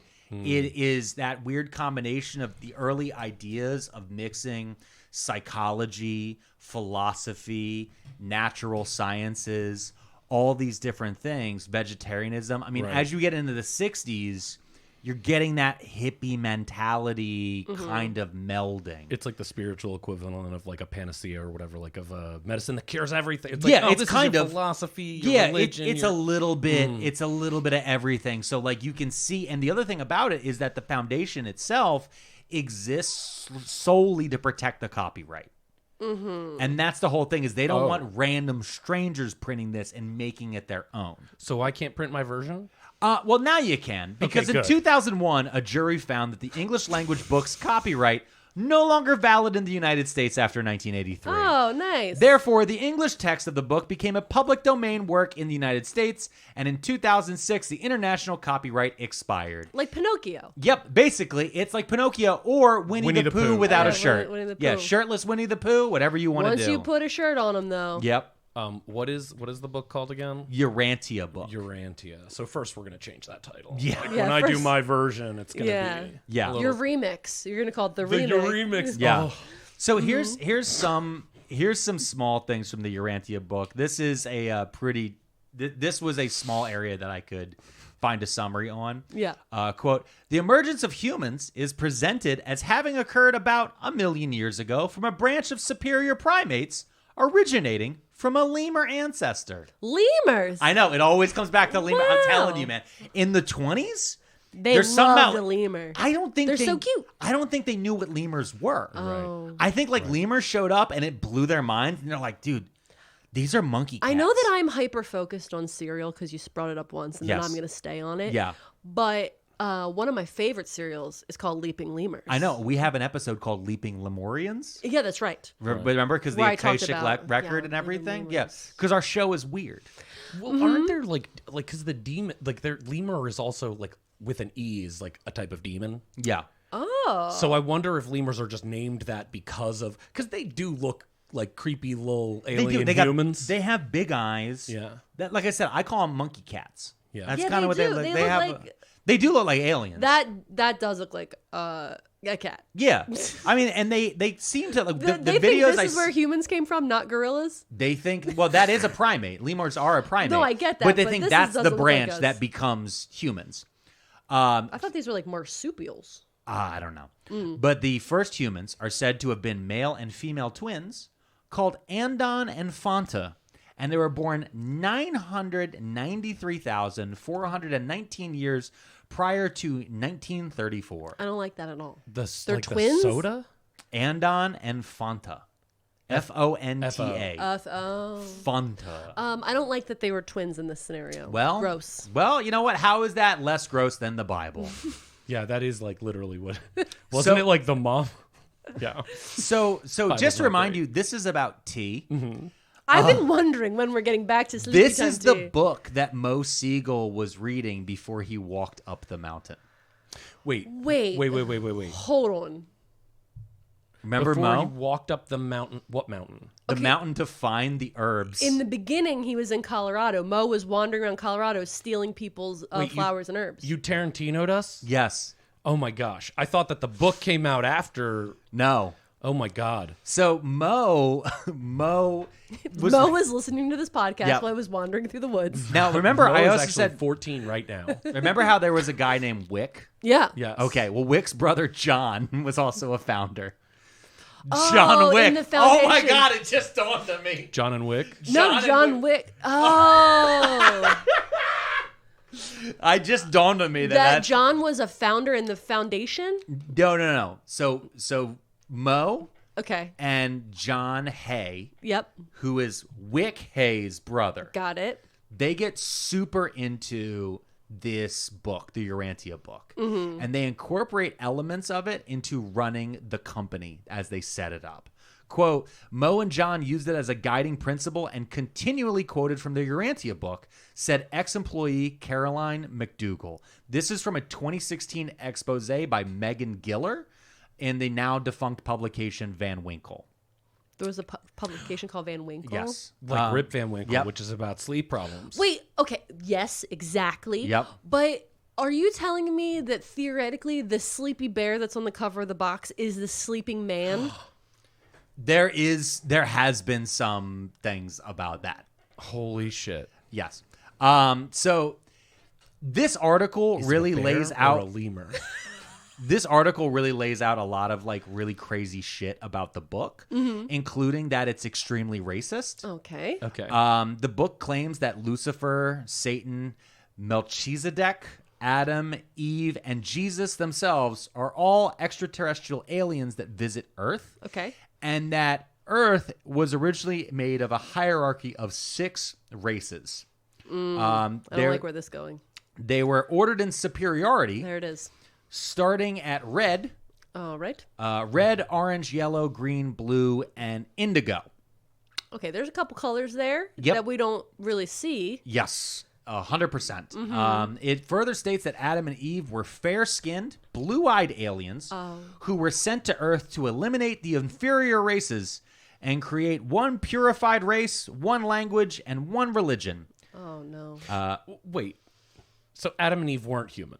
Adam and Eve were not human. And these races were all descended from lemurs?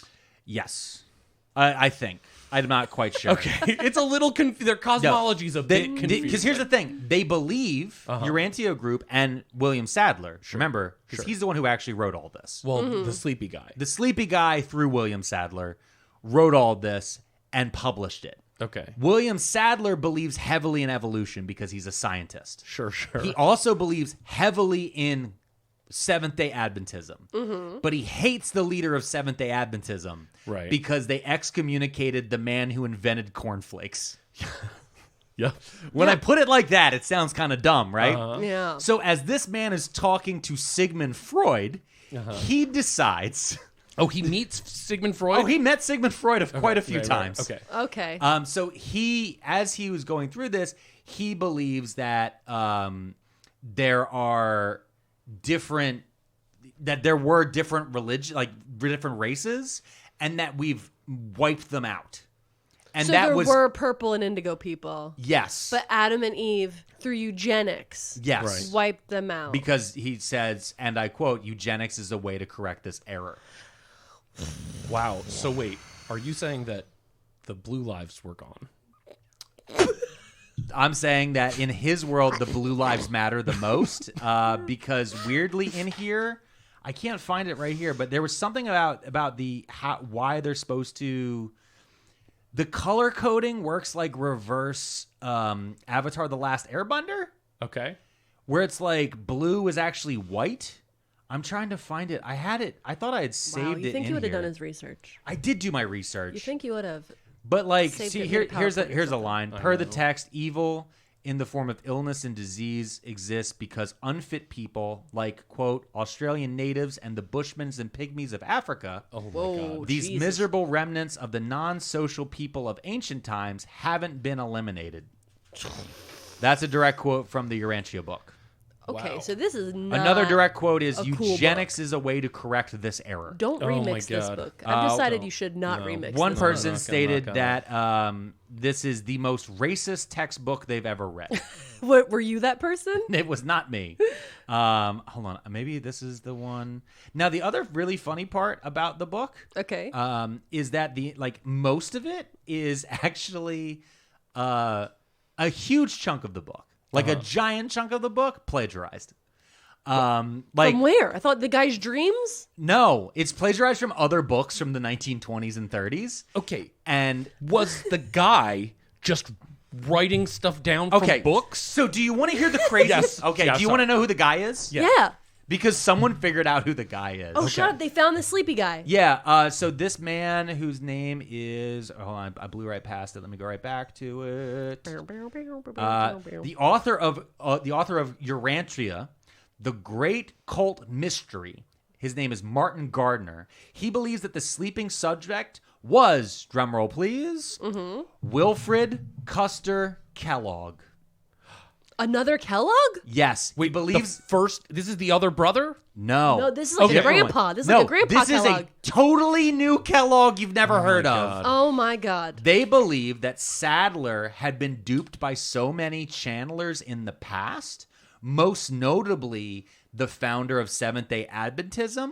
But then his brother-in-law started doing this weird alien shit. And Sadler didn't want to get publicly duped again, but wanted to believe in something.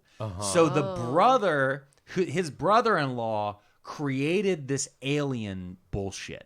Okay. So this new Kellogg we've just been introduced to Yes. is Lena's uncle or something? It's like Lena's stepbrother or something weird. Like there's some weird. So- the Kellogg family's huge. Yeah. So somewhere in there's a relation. It was hard to tell because again, when they describe Lena, they describe it as John's niece, not the other guy's niece. So I Yeah. don't know how the marriage quite works and how it's So in there. Lena set up her husband is what I'm hearing. So Right. She's like, William has been getting so annoying. He will not stop quoting Freud at me. Okay, hear me out. Okay. Which of our cousins hasn't he met? Oh, smart. Wilfred. Wilfred. Yeah. Oh, okay. Is Wilfred okay. any good at writing? I mean, he doesn't have to make it up. We could just copy it down from a I bunch of hear other he books. thrashes in his sleep. Oh, I hear he's a thrasher. Yep. great. So the so the book is completely from a combination of Wilfred and then either Wilfred himself or because William Sadler is becoming so well known, he has this group. Every Sunday he's having tens of people over. Oh my God, listen to this new smart thing the alien said.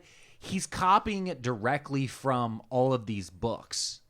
And Okay. if you want to know more about this, go to urantiabooksources.com, which is a actual website that is run by a man who actually believes in the Urantia book Oh no. and thinks Even though he knows that. that it's fucking plagiarized. Perfect. Yeah. He's just like, this belief system is just too good. Well, he's going through and he's like, no, these books prove. Oh my God. These Okay. books prove that the aliens are right. Okay, so they've been seeding all of our books. Yes. All of our books. It's this have- weird reverse thing that happens with it. Okay, wait, I just looked this up. Apparently lemurs, right, to go back to this, until shortly after humans arrived on the island where lemurs are, Madagascar, around 2,000 years ago, there were lemurs that were as large as male gorillas.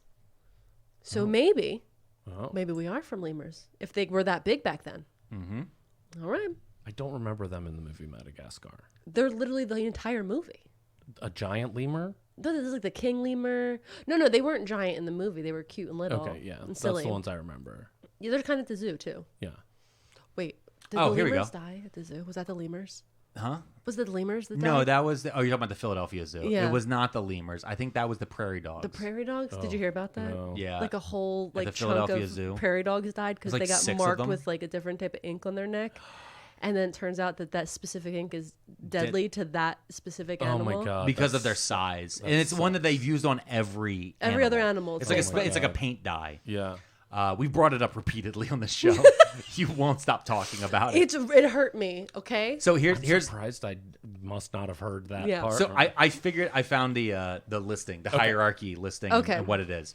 So this is from paper 51 of the Urantia book. Okay. Paper 51. The earlier races are somewhat superior to the latter. The red man stands far above the indigo or black race. So indigo is actually black.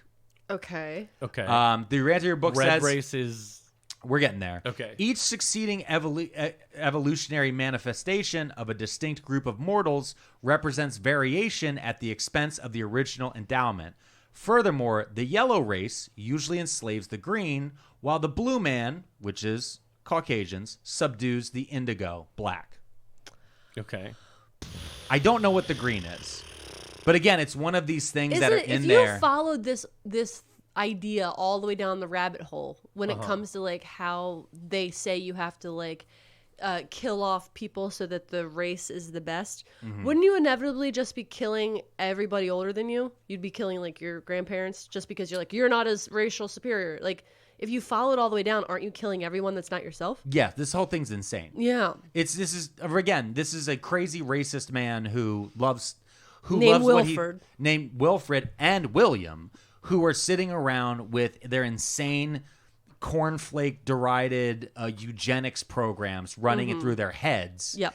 And are trying to figure out a way to still spread eugenics while also not being overtly Nazis, because everyone just found out what eugenics does. Right. Got it. Because remember, he publishes this in 1950 Oh, yeah. after we know of the Holocaust.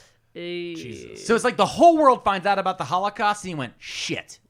So I can't just say that anymore. Should have just did a book about enemas. Yep. You know? No. Do what you know. Yep. Fucking Do what you know, dude.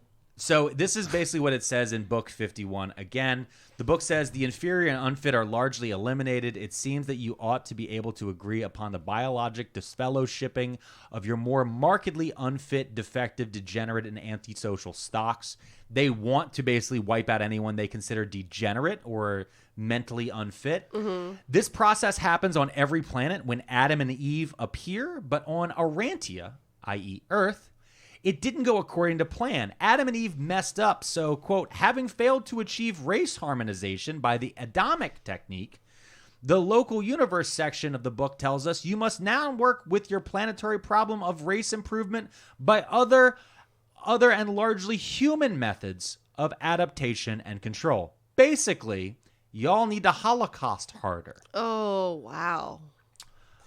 So this is what they were reading before they went out and picked herbs, and then when they came home and were drying out those herbs to make little tea satchels, Yes. this is what they were reading? And this is also really tied in with a lot of books that William himself had already written, including Longheads and Roundheads, or What's the Matter with Germany in 1918. Oh, no. Racial Decadence, an examination of the causes of racial degeneration in the United States, published in 1922. Great. And his 1927 book, The Truth About Heredity. Oh, no. Yep. I don't like any of these books, and I will not be reading them. Yeah. Okay. Yeah, it gets real fucking crazy and real fucking deep. It just Yeah. keeps going. Okay. Now let's go back to what Mo was reading as he was going up the mountain. So he was reading this book and he was taking it all in. Now Mo himself is currently, I don't know if he currently is, but at one point he was the president of the Urantia Foundation. Oh, so he really liked it. He read this and he was like, He's super been in this book the rest of his life. Yeah, Now, okay. he became the president after he left Celestial Seasonings. Okay, because he had time. But then Because he he had time now. came back. No, that was in 91. Okay. In 2002, he retired as CEO, and he Okay. stayed retired. Okay. Now, I don't know if I didn't look into it. He could still be involved with like the board or something else. But has been said that on here, every now and then there is like random little lines about... There's one from Leonardo da Vinci on that one. Yeah, exactly. Yes, simplicity is the ultimate sophistication. But yeah, right here in 1969, we started picking herbs from the fields and forests of the Rocky Mountains, and in the process, we created America's very first herbal tea. Still blended in Boulder by an expert blend master. Our uniquely delicious teas are made with the finest ingredients, passion, and inspiration. Make sure indigo people don't come near your blue-eyed children. What the fuck? Oh, Whoa, no, that's kidding. on No, my peppermint tea. I no. didn't see that. Now, Mo is not active on social media. Okay, because he's dead? No, he's still alive. Mo Siegel is... Mo is still alive? Everyone involved with this lives for fucking ever. Remember, Holy we had shit. a previous Mo started us off, but then we went back in time. Yeah, okay, Yeah. okay. Mo was He in, right. Tarantino'd us. Yeah. we Yeah, we yeah, went okay, back so and forth. 69 isn't that long ago. 69 okay, is got it. not that long ago. All right? It could be in our future, too, if you play your cards Shut right. up. Shut All up right. now. So Mo has published multiple articles in which he shows his support for eugenics. So... Great. Still going hard. Yeah. So he co-authored a piece titled "The 20 Most Asked Questions About Urantia," which appeared on the group's website in 2015. He stated that, quote, ignoring genetics was one of the factors preventing a disease-free world. Mm-hmm. Quote, at the present time, mankind loses about as much progress as it makes by ignoring eugenics. Mm-hmm. Mo Siegel wrote. I'm going to Google what he looks like.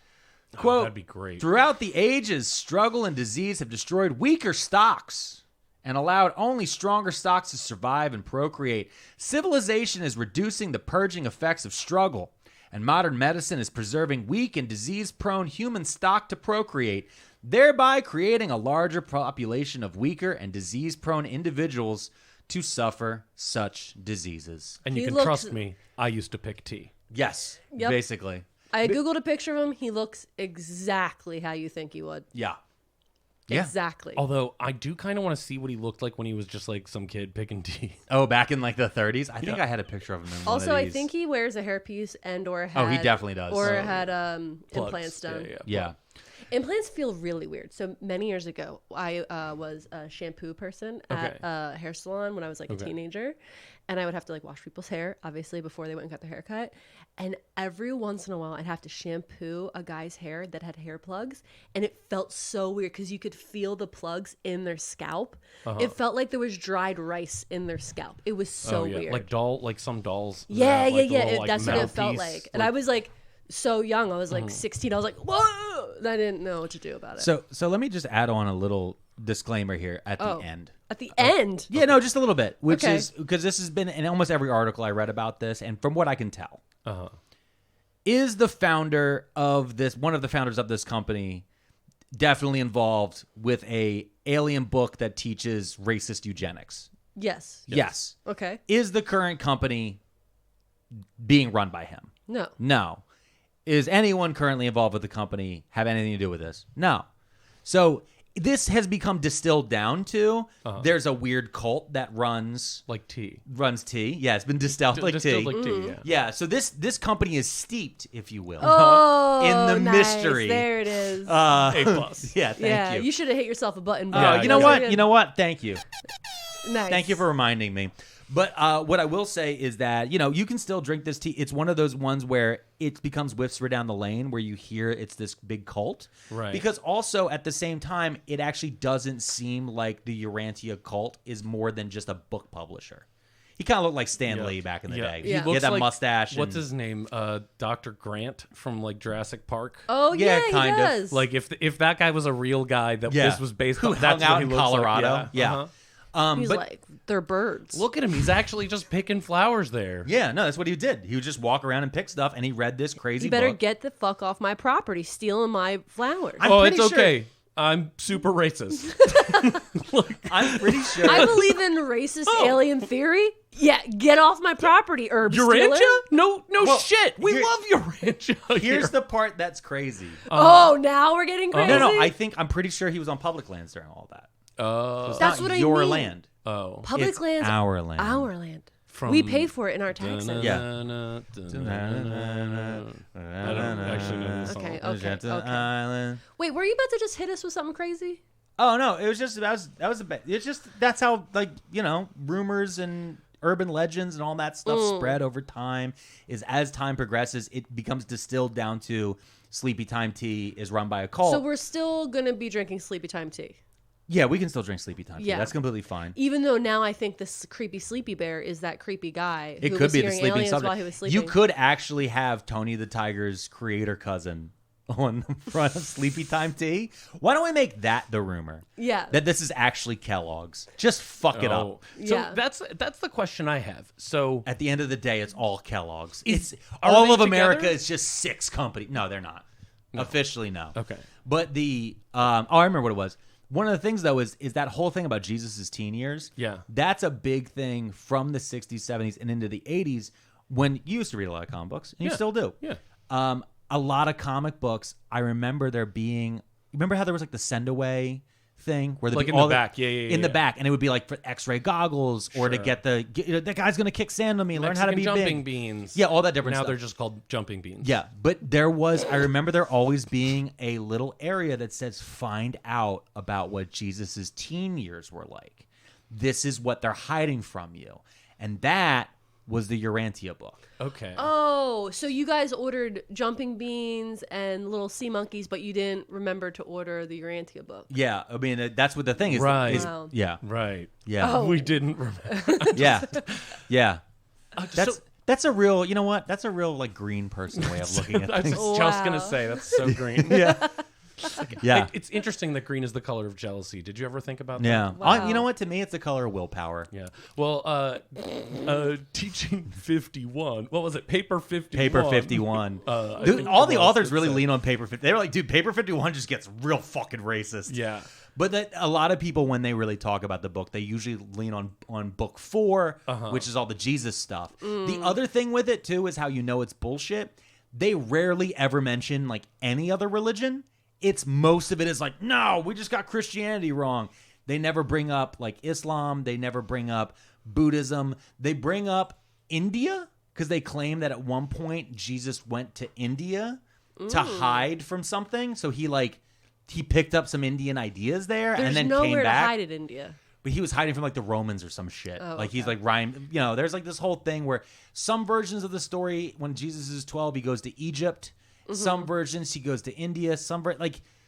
Again, it's empty, so you can just put in. He goes wherever. Yeah. He just goes to high school. Do they? Yeah, right. It's like just Saved by Jesus the high. Bill, and Jesus he's high. Zach Morris. It's like time out.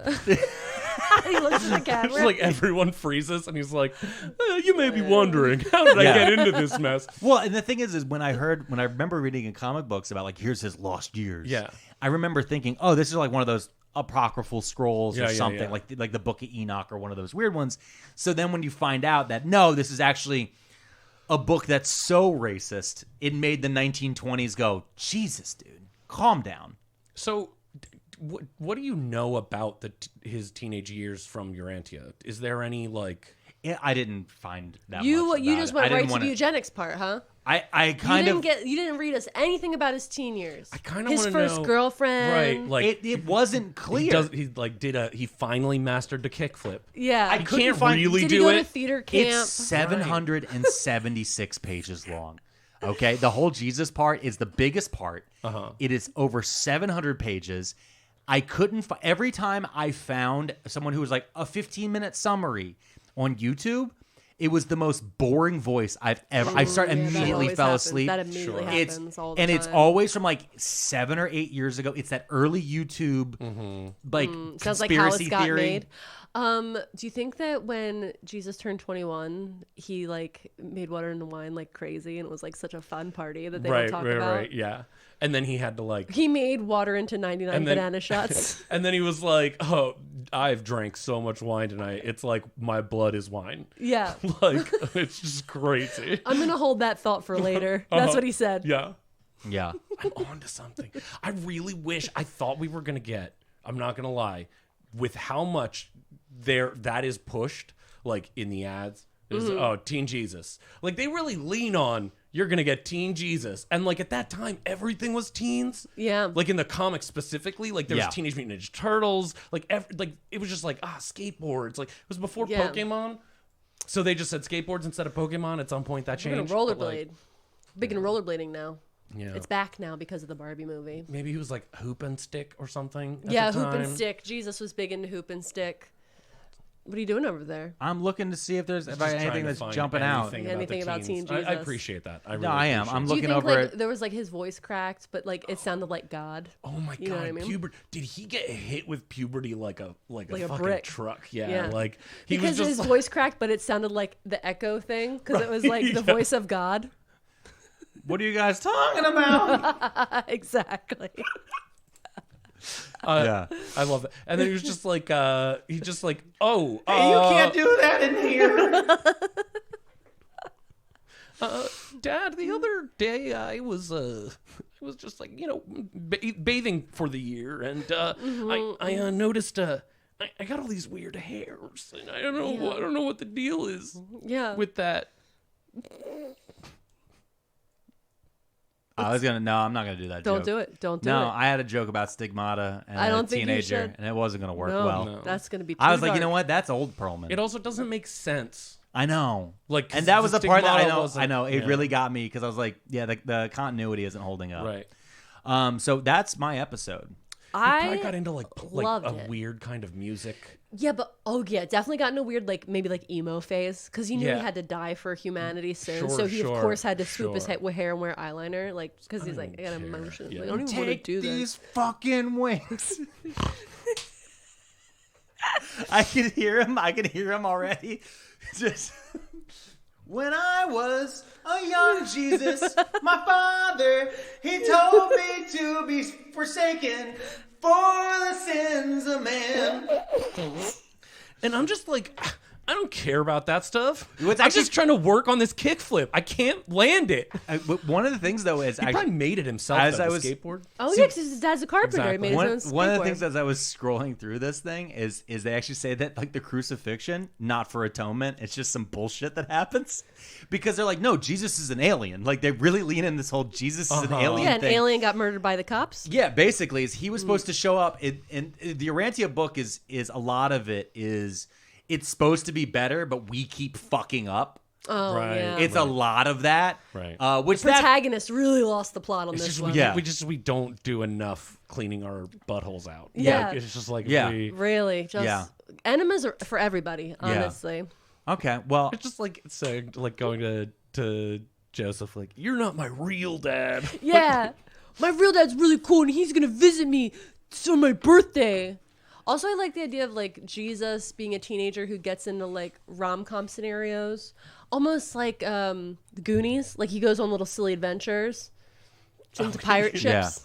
I do love he's a Goonie 100%. Like, He's that's a just- Goonie, I'm right? Convinced. so we're not going to play a bumper this time. His Name Was Dusk is going to play us off. But before we go, if you want to follow His Name Was Dusk, it's at His Name Was Dusk on everything, right? Like On- Instagram? Yeah, on Instagram and on Threads. On Threads? Oh. Okay. That's basically what I'm on. Okay, right now. yeah. Nice. Yeah, and Mrs. Pearlmania. I'm on the Pearlmania500. It's a book club Instagram.